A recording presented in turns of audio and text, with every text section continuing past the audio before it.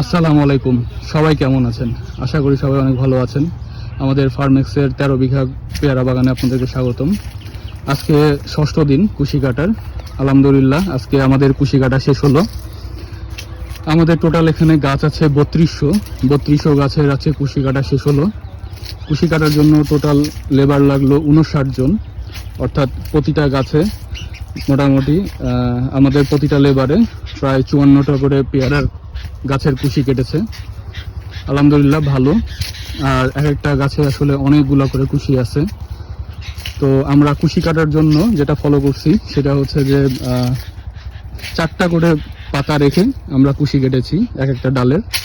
আর যেগুলো ডালের ফুল ছিল সেগুলোতে ফুলের উপরে 1টা বা 2টা করে পাতা রেখে কুশিটা কাটা হয়েছে।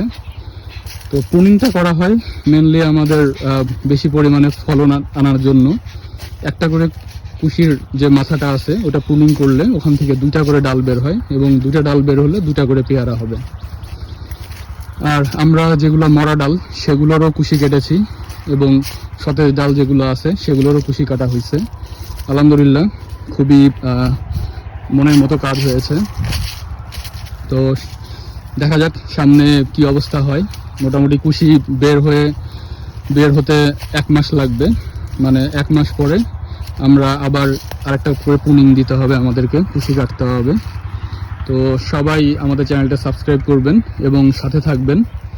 সবাইকে অনেক অনেক ধন্যবাদ।